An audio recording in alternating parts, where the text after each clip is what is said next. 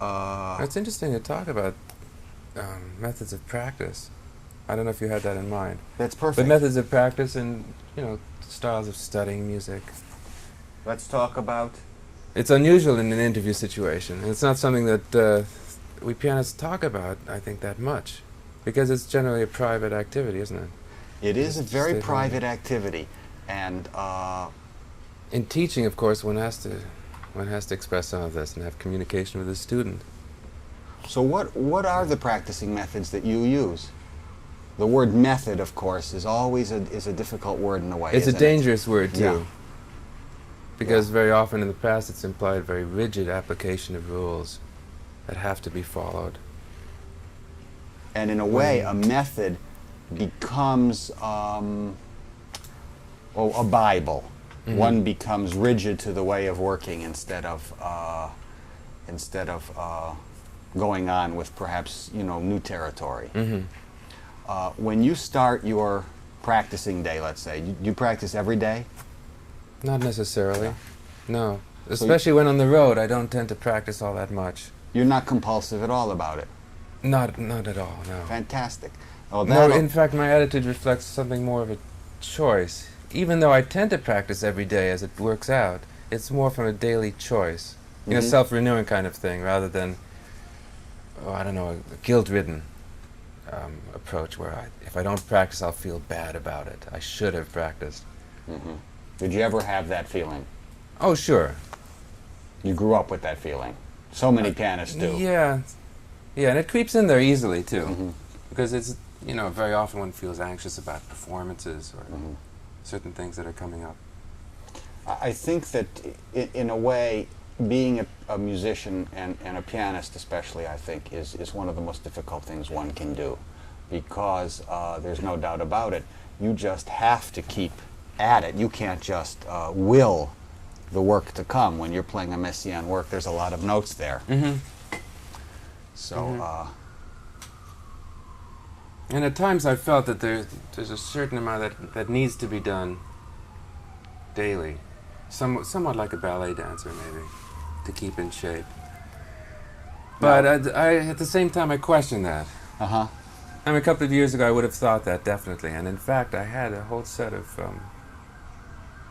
sort of staple exercises that I did every day. And you felt better when you did them, or you thought you did. I felt that it was helpful, that I was learning something from that. But that's over with. But it's over with. And I developed these methods or styles of practice for a while, but they tend to last maybe 6 months at a time at most. Which tells me that you reject the rigidity, for instance, or The rigidity, yes, but not the method itself necessarily. During that period, Yeah, at it's least. not that after 6 months I realized that it was a waste of time. I was glad to have done it, but then I'm on to another approach. So in other words... that new approach might be something that appears to be contrary to the last one. Which is strange, but that's how it's worked out. So in fact, let's say a few years ago, I was very much into the idea of working on exercises. But exercise in the form of musical etudes, because I don't believe particularly in just finger exercises by themselves. Scales, arpeggios every day or whatever. I did that a bit, but always trying to make music with the scales. In fact, I began with the scales and arpeggios and trills. But I would try and inflect them and maintain the interest and concentration in what I was doing, as if it were a piece by Bach, in a way. And then lasted for To a while. respect what the tones were, and not just the opposite of the idea where you want to perfect scales so that it becomes automatic. So you can turn yourself off and the scales just rip off by themselves. Just the opposite. I tried to focus in on these problems of shifting a hand and whatever comes up with the different things one's practicing. You weren't just after an even scale. No, not just that, but actually inflect and to respect in a way, the very basis of diatonic music, the diatonic scale. To realize what interval we're on and passing through, what the connections are between the tones. Even on something as rudimentary as a scale. And then from there to go to very basically simple etudes, let's say by Kramer. Sometimes Clementi, and of course Bach inventions, preludes and fugues. This kind of thing. And then on to Chopin etudes. And of course, all of that is great music. Mm-hmm. So there's even nothing. A Kramer etude could be great. I think yeah, they are great. They are. I think so. I prefer them to Clementi in a way. Mm-hmm. I love the Kramer etude. Yeah, there's some that are especially beautiful. Mm-hmm. There's one in B flat minor that's beautiful. So I really enjoyed that whole process, and it would take an hour or 2 hours before I'd even get to practice some piece that I was going to perform necessarily. For a while, I didn't even practice other pieces. I just did. Oh, and also Brahms exercises for a while. Those can be very beautiful. Yeah, they're nice. Mm-hmm. They're more in the style of exercises. They're not real pieces. Exactly. Most of them. But they're very interesting, and their demands very challenging. And in fact, if one struggles to achieve them, one realizes that it's quite dangerous to play them. One can really hurt one's hands in a way. So it requires a certain suppleness of approach. In other words, I'd be playing one and trying to figure out how to do something, and I'd realize how much I was stiffening up. And I felt some kind of warning signals. Is that because of Brahms piano music itself, which is so awkward in a way? I don't think it's so much the thorniness or awkwardness of the writing as that it requires a certain looseness, a certain suppleness. So physically, then you can understand from that experience how many people who are not terribly good thinkers about practicing can get tendinitis and things like that. Yeah, very easily. Because inattentive practice, I think, is not only counterproductive, but it's actually dangerous, harmful. Yeah. You were mentioning something about the diatonic scale and hearing each interval. Once Harold Bauer said, "I don't want an even scale. That's boring." Yeah. Have you, as a musician who has played a great deal of contemporary music, have you ever regretted the piano, as Busoni did at times, being divided into the half steps? Do you wish, that maybe you had an instrument that had quarter tones and other kinds of divisions? Very much so, yeah. Not only quarter tones, but I'm more interested in especially for the older music, actually, for classical music, I would love to be able to bend the notes, to emphasize the half steps, the leading tones, and to relate everything to where the harmony is going and what the home key is and what the dominant is. Which is in fact the way people used to tune pianos, apparently. Yeah. And that would be a great thing today if people would develop that approach again, to tune according to what the piece of music is that's on the program. Yes. If it's a piece in B flat major, the A will be quite different from a piece that's in A major. Yes. So you as a very sensitive ear obviously have had that frustration of this straight, even, well-tempered system of tuning. Well, I've lived with it. I mean, I don't feel it as a frustration so much as another element. I wish I were a string player sometimes, maybe, so I could do these things, or a singer. But at the same time, it's very interesting to play the piano and try and bring out the illusion of intonation. It's dangerous to talk about this because it sounds completely but it's hocus all, pocus. It's all there. I mean, these are all things things that... But in fact, that one can do things just by the attack, just by thinking something very strong. Yeah. Thinking of a C sharp as being high, one can affect the way one plays that particular C sharp. And then it'll sound like it leads to the D.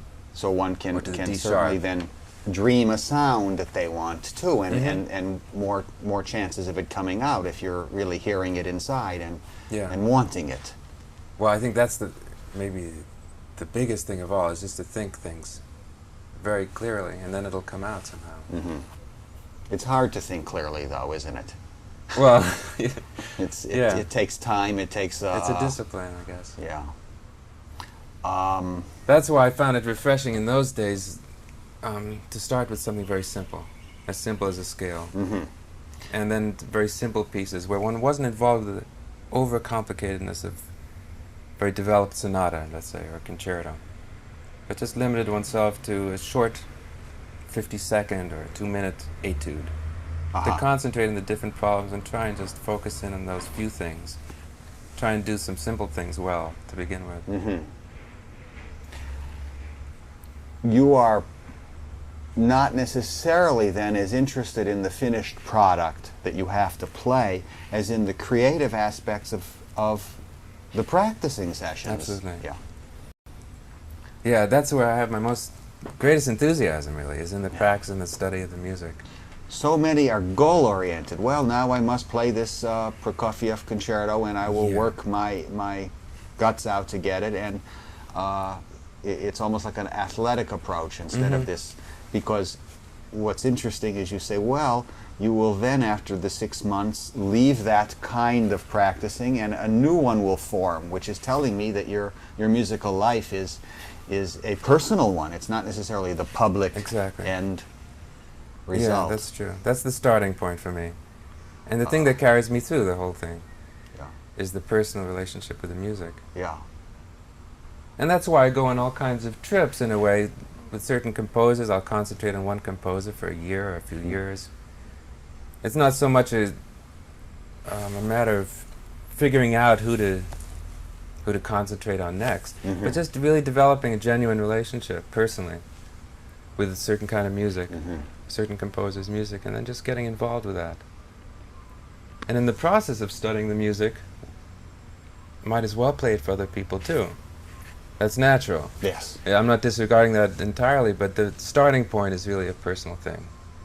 Yes. And very often I'll study all kinds of music that I'll end up not playing in concert as well. And you never have any thoughts like, oh, I should have played this because I've had all these hours on so-and-so, or recorded it. In other words... No. Yeah. No, because I don't consider it an investment in anything. I really appreciate the entire process.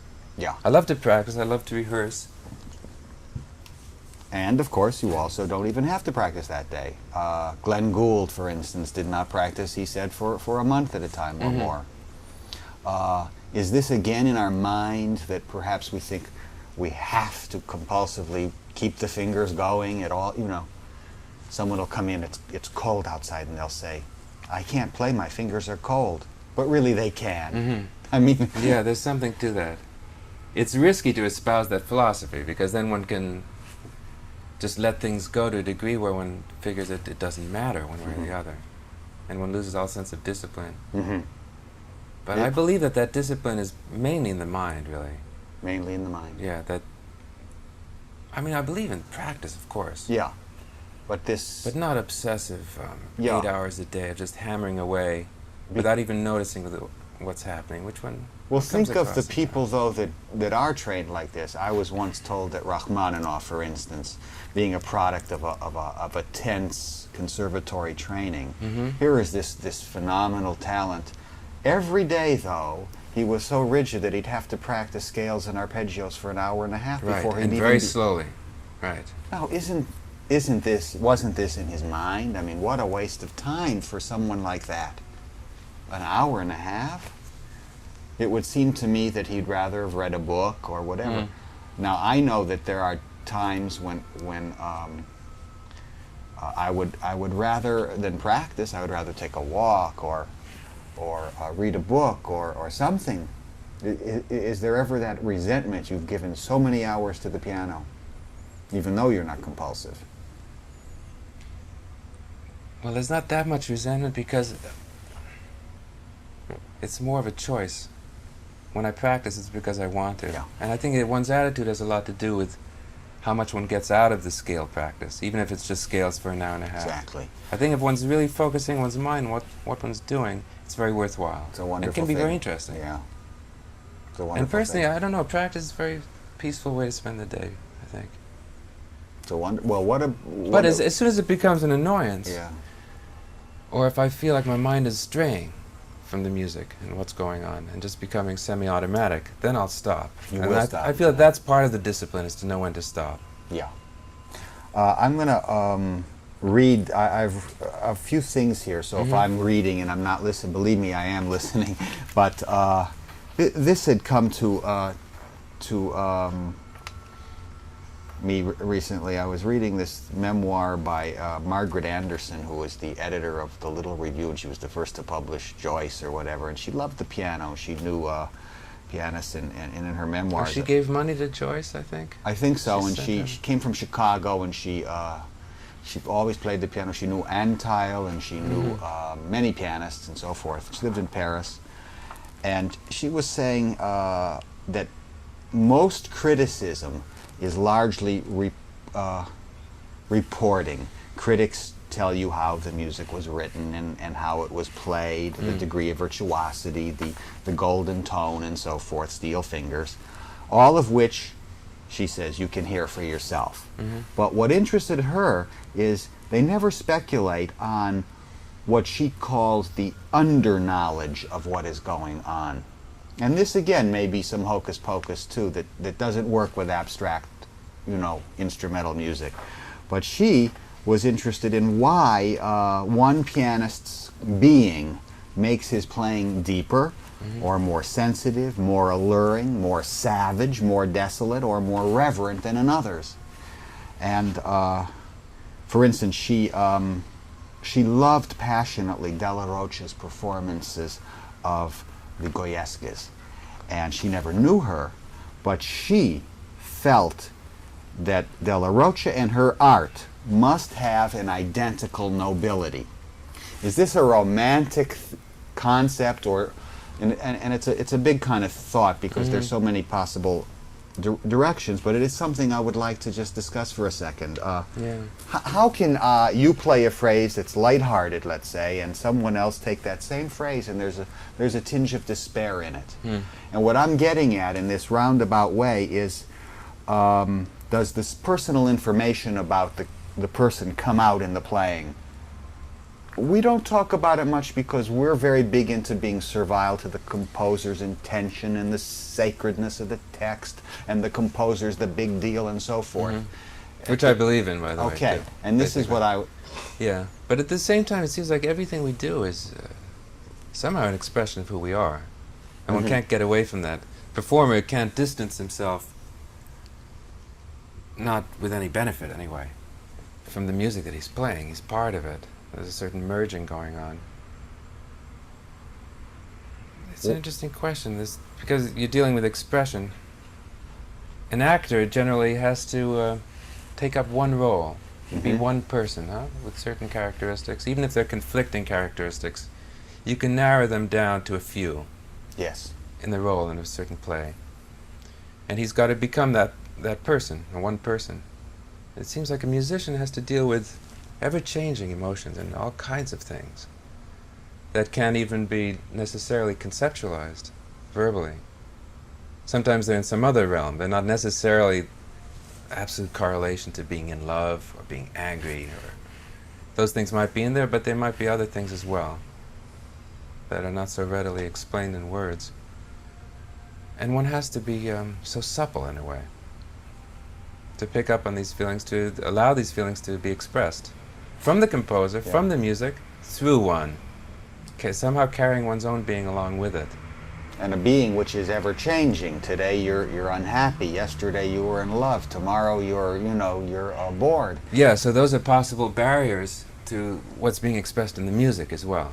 Because and one can be barriers, yes. You can't let the music be one's personal punching bag, for instance. Or we would have what? Totally idiosyncratic playing, or? Yes, I think so. I think it seems to me that in classical music that's not a good idea. To that degree, I believe in a certain servility to the music, respect for the music, basically. That one is basically a vehicle. Which is not to say one's totally unimportant as a performer. Yeah. But that it's just a different slant on the whole thing, that one's participating in a bigger process that the composer had most to do with, that the music is passing through one in a way. That's a wonderful phrase, passing through one. And you're part of it. It's not to say that you're totally unimportant and just but maybe without more important than we at this time in the late 20th century, because once there was a whole different viewpoint of it. Of course, there was the composer who composed his own music and played it, like Liszt did, or that's right, and Beethoven and Mozart and all the rest, Bach. They possibly, though, had the same problem in trying to respect their original thoughts, because Beethoven was in despair one day too, and maybe and so here he is. Well, these are interesting. Well, maybe Beethoven was far more savage a human being than we ever have any idea of. We're really at the crux of what Henry Miller says is the most important word in the language: interpretation. Everything is an interpretation, and here we are we make a big deal out of the composer. Maybe he's too big a deal. I just don't know. And yet, when you say something, I'm convinced, because I'm part of this late 20th century ethic, but Joseph Hoffman really didn't care what Chopin said, really. Yeah. But Chopin cared, and to me that's more important than what Joseph Hoffman thought. Chopin really did care, and I think he's such a great marker. He tells you he's so diligent about that, so careful. Yeah. Even he might change his mind a couple of years later when he'd copy the same mazurka out and change some of the markings. Yeah. But always very carefully. Someone was and when Liszt played his music, he objected to the way he played some of the things. He sure did. Too much individuality, he said. I mean, that's not the way. It's, he got mad at him. Well, maybe this is maybe this is the classic temperament against the more romantic, which Liszt obviously had, and Chopin was probably a classicist, loving Mozart and Bach. I think so. most. Yeah, studying C.P. Bach. So now we're into the two kinds of temperaments. There will never be a question. This question is too big to have any possible answer. No definitive answer can be. I don't use the word romantic too often myself. It seems like many of the people who are thrown into that category are much more classical than all that. As Chopin, for instance. Yeah. Schumann and Brahms, I think, is classic. To me, it's a kind of decadence, in a way, to disregard the person who conceived the piece at the beginning. That it's not a new modernistic approach, so much as just a sensible one. That we could compose our own music. We're free to improvise and compose and do anything we want if we want to express just ourselves. But if you want to be interpreter, that's another story. I think so. Because we're interpreting something. It's true we don't have the composer to consult. We can't call them up on the telephone, in the case of the dead ones. And they may not even be able challenge to our help own you. feelings about it. But at least we should probe and try to figure out what they had in mind. So that's the great excitement then, that probing. Yeah. Which is, it can be misunderstood, what I just said, because it's not so much the approach of being a good school child, wanting to be good so that the teacher will give one a good mark. It's not that so much as just respecting that the composer had the vision in the first place, the conception, and had the most inspired and clear way of presenting it at the same time in performance. So trying to focus in on the markings, not just out of a dutiful mentality, but because there's a curiosity and respect for the person who thought all this up in the first place. Yeah, thought it all up. Someone was playing the F minor ballade of Chopin for me, and I said, well, there's so many markings and so many things here. You're not really, you may think you're following them, you're not even at all following them. I said, I thought that Chopin was the greatest piano teacher that ever lived. It's, not only the pianism is so phenomenal, but the way he told you about it in his markings. Yeah. And I agree. Oh, you mean he's my piano teacher? I said, yes, he's your piano teacher here. Chopin. And with Chopin particularly, very often it becomes a kind of free-for-all, that people feel that they can do absolutely anything. Nobody has been more distorted, Peter, I think, than him. I'm very interested in your Chopin recordings. They're extremely interesting in every way. I don't particularly care for them myself. How come? And they're fairly recent. Especially that Nocturne in F sharp minor. I just adore it. I love the music tremendously. No, I feel all right about certain pieces, and others not so good. I wish I could do them over. That's the recording problem. One wants to do them over, right? Yeah, always. That's true. Yeah. And I've had trouble letting go in recording sessions anyway. But no problem on the stage. On the stage and also at home as well, I feel much freer. Yeah. And I don't know, I think that's getting better these days with recording, because there isn't a real double standard there. Basically, the real dialogue is between oneself and the music. And just having mics there and the producer telling you what to do shouldn't necessarily inhibit what one does, but it can. You have to have 1,000 people always, right? I guess. Yeah. I mean, ideally one would play for a large audience the way one plays privately. And privately one would be as observant and just involved in what's going on as if there were many people listening. Before you were saying that the interpreter has as many things that he has to be just to sift out what the composer wants, and that brought to mind the idea of just one sonata. Here you have to play a program unless you're doing Schoenberg and Messiaen and Chopin and Bach and the Walzen and it's the first time I ever heard you play, by the way, in Cleveland, 1962, I believe, at the Severance Chamber Music Hall or whatever. Played the Walzen and the Goldberg, I think. Yeah. And just one sonata can bring four vastly psychological different problems of interpretation. Oh yeah. So one has to be tremendously malleable to really be involved in all these feelings that come up. Because just to synthesize it, just to once feel it and then remember what one did, or you wait here, play this note less, and lunge forward here, this kind of thing will not work. Yeah. You can't synthesize these things. They have to be felt each time. Mm-hmm.